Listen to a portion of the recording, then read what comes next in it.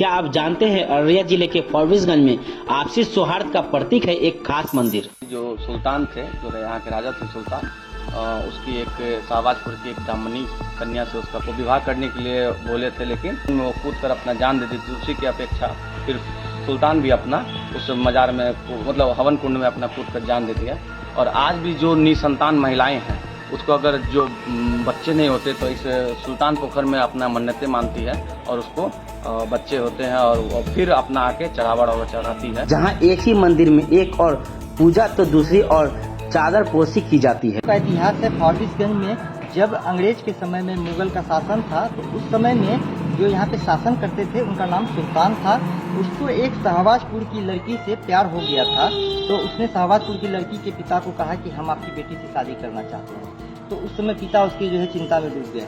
जब उस लड़की को पता चला कि जो है ऐसा शर्त सुल्तान ने रखा है, क्योंकि सुल्तान यहाँ का शासक था तो सभी लोग उनसे डरते थे, तो उस लड़की ने हाँ तो कह दिया, लेकिन उसने अपनी एक शर्त रखी कि जो है एक पोखर खुनाया जाए, सारा चीज मंदिर बनाया जाए। और जब ये पोखर खुनाया गया फिर उससे जो है शादी हुई। शादी के बाद वो फिर नौका विहार करने लगी। उसी समय इसी पोखर में वो कूद करके अपनी जान दे दी। इस पोखर का मान्यता है, कहा जाता है कि पहले जो है जब राहगीर लोग आते थे तो यहाँ से सोना चांदी का बर्तन निकलता था और फिर लोग जो है उसका इस्तेमाल करते थे, फिर वापस रख देते थे। लेकिन लोगों का जो है मन परिवर्तन होने के कारण बर्तन चोरी होने लगा, जिस वजह से ये सारा चीज बंद हो गया। जानकारों की माने तो अंग्रेजों के समय इस इलाके का एक शासक एक लड़की का धर्म परिवर्तन कर उससे शादी करना चाहता था।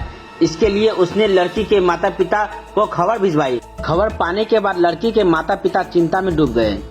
अपने पिता को चिंतित देख लड़की ने उन्हें सुल्तान से शादी की हामी भर देने को कहा, मगर इस शादी के लिए 3 शर्तें भी रख दी। शादी के पहले धर्म परिवर्तन नहीं करने, पूनम की किसी रात पोखर में सुल्तान के साथ नौका पर झूमर खेलने की शर्त शामिल थी। सुल्तान ने सभी शर्तों को मान लिया, लेकिन पूनम की रात जैसे ही वह नौका विहार के लिए नाव पर सवार हुई, सुल्तान भी उसमें सवार हो गया।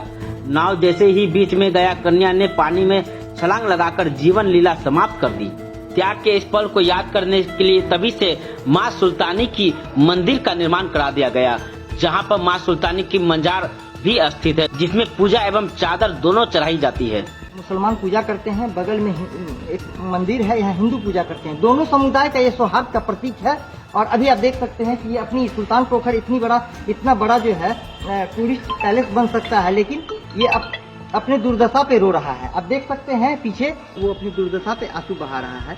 किसी भी सरकार के किसी भी प्रतिनिधि, जनप्रतिनिधि, नेता, पदाधिकारी किसी का ध्यान नहीं जाता है। कई सारे डीएम, एसडीओ आए, वादा करके चले गए कि इसको टूरिस्ट पैलेस में बदला जाएगा, लेकिन कहीं कुछ नहीं। साल में एक बार जब छठ होता है तो आप देख सकते हैं कितना अच्छा से सजाया जाता है, छठ पूजा किया जाता है, लेकिन उसके बाद सालों भर यहाँ पे अपने अपने घरों का जो कचरा होता है, गंदा पानी होता है लेट्रिन का, वो बहाया जाता है इस सुल्तान पोखर में। और साल में एक बार उसी पानी में लोग नहाते हैं और पूजा करते हैं। सरकार को इससे संज्ञान लेनी चाहिए और इस पैलेस को टूरिस्ट पैलेस बनाना चाहिए।